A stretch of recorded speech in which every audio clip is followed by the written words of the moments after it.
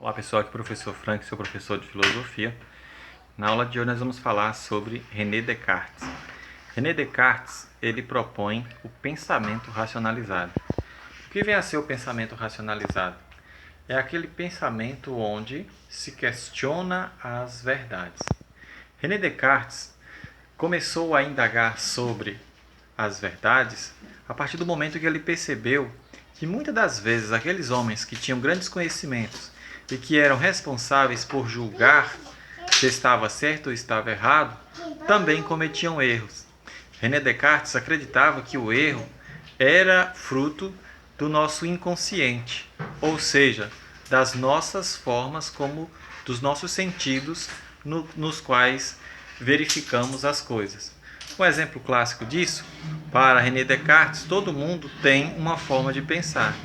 Todo mundo enxerga as coisas de uma forma. Para ele, isso iria influenciar nas verdades. Então, olha lá. O filósofo dispôs a criar um método, que ajudasse a alcançar o conhecimento. O método no qual se pudesse confiar. Sua inquietude se devia na ausência de segurança diante de tudo aquilo que tinha como fonte de conhecimento.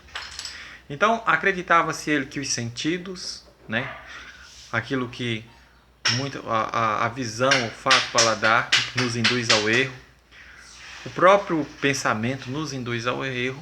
Então, ele acreditava que era necessário encontrar uma fórmula para se chegar ao pensamento racionalizado. Então, o que é pensamento racionalizado? É um pensamento organizado de maneira lógica, que se torna funcional, prático, eficaz e simples. Olha a frase de um outro filósofo, Voltaire.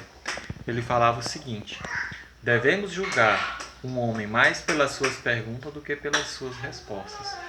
Então, muitas das vezes, existem perguntas que são mais inteligentes do que certas respostas, Então, a pessoa, muitas das vezes, quando faz certas perguntas, ele, muitas das vezes, tem certas dúvidas inteligentes.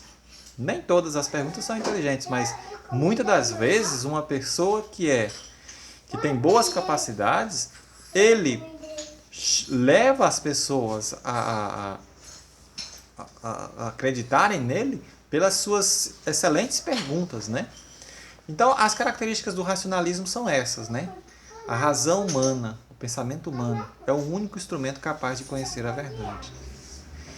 O outro princípio é os princípios da lógica. Fundamentos são inatos. Ou seja, não depende da experiência do nosso senso. Então, muitas das vezes, quando você se depara com um crime, se o crime, por exemplo, envolve uma mulher que morreu, vamos supor o homem, O homem que foi matado. Acredita-se logo, então, nossa mente logo joga a ideia de que tinha um relacionamento triplo. Ou a mulher, Uma mulher que morreu. Logo se acredita que aquela mulher morreu porque não queria terminar o relacionamento. Então, são ideias inatas, aquelas que já vêm do nosso senso.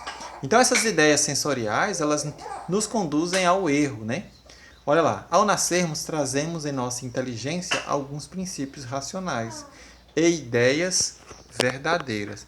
Meus amigos, muitas das vezes você pode ficar inquieto com questionamentos de crianças e com ideias de criança.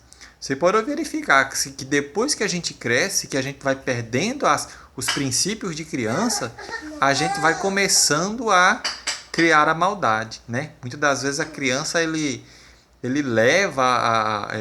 tem pensamentos verdadeiros e também muitas das vezes a criança ela tem princípios bons. Aí vem uma outra ideia para Descartes que o nosso senso nos conduz ao erro. Quem de vocês, desde pequeno, quando olhava para o céu, não imaginava que era o Sol que girava? Então todos nós acreditávamos que a Terra não tinha movimento, nós acreditávamos que a Terra não tinha movimento e que o Sol era que girava em torno dela. Só depois que tivemos aula de geografia e ciência que passamos a acreditar que a Terra que movimenta em torno do Sol, que o Sol é a fonte de energia principal para movimentar a Terra. Aqui nós temos uma perguntinha que pode nos explicar por que o sentido nos leva ao engano, ao erro. Então aqui lá tem uma frase que fala sobre a ilusão de Hermann. Então você vai olhar dentro desse quadrado aí. Se você olhar dentro desse quadrado, bem nos encontros, você vai ter a falsa sensação de que existem pontos pretos que ficam ofuscando dentro desse quadrado aí, né? Dentro do encontro dessas linhas brancas. Então, na verdade, não existe nada preto lá dentro, mas são ilusões. Então, para Descartes, as ilusões elas nos conduzem ao erro, né? Então, a única verdade livre de dúvidas, segundo Descartes, é: meus pensamentos existem. Se meus pensamentos existem, eu também existo. Portanto, penso, logo existo. É a célebre frase de Descartes. Descartes cria o método da lógica do pensamento a partir do momento que você vai organizando as ideias e dessa organização de ideias você chega a uma lógica. Esse seria o método, né, de Descartes. Ele vai acreditando o seguinte, que você vai forçando a sua mente, organizando as ideias para se chegar a uma lógica, né? Então, para Descartes, a existência de pensamento é mais certa de que sua existência corporal, já que é preciso pensar para se ter certeza de que existe um corpo pensante.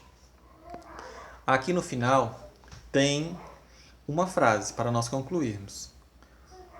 Você acredita no que vê? Então, muitas das vezes, algumas coisas que vemos não são verdadeiras. Nesse quadradinho azul aí, fala de um cosmonauta e de um neurologista, né? Então, o cosmonauta é um astronauta, o neurologista um médico, né? Então, o cosmonauta era ateu e o neurologista era cristão, né? Então, vamos lá. Eles discutiam sobre religião. E o neurologista, que era cristão, e o russo não, né? Aí o cosmonauta disse o seguinte: já estive várias vezes no espaço. Gabou-se o cosmonauta e disse: nunca vi nem Deus nem os anjos, né?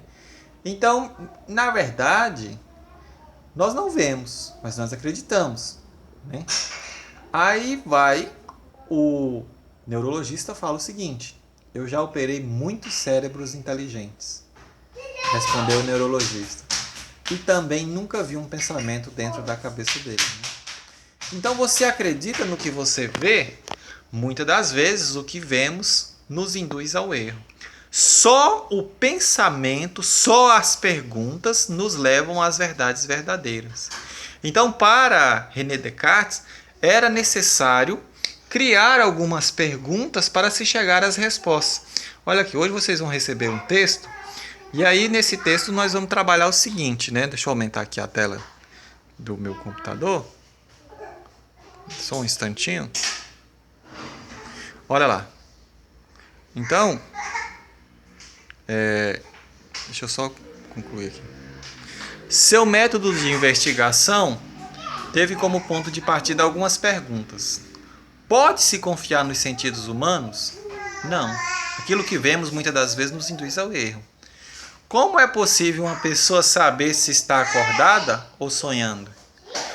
Isso ocorre porque muitas das vezes uma pessoa tem um pensamento, mas ele está enganado. Todo mundo fala: meu Deus, mas que trouxa, que pessoa de pensamento enganado. Então, será que aquela pessoa tem aquele pensamento, ele está tendo verdade no pensamento? Ele está sonhando ou ele está acordado? E se as verdades matemáticas forem falsas, né? Será que devemos acreditar cegamente na matemática porque ela é exata? A partir desses pensamentos, ele foi capaz de formular grandes descobertas para a ciência. E para finalizar o nosso texto, né, vamos lá no finalzinho lá. Então, ele criou a chamada dúvida metodológica, dúvida metódica, né? A dúvida metódica tornou-se uma das maiores contribuições para a filosofia. Consiste ele próprio, né? Descartes escreveu o seguinte: rejeitar tudo aquilo que desperte menor dúvida, forçando a si mesmo constante desconfiar ou impulsione uma investigação mais criteriosa e intensa. A dúvida tornou-se o método. esse método tinha como 4 regras.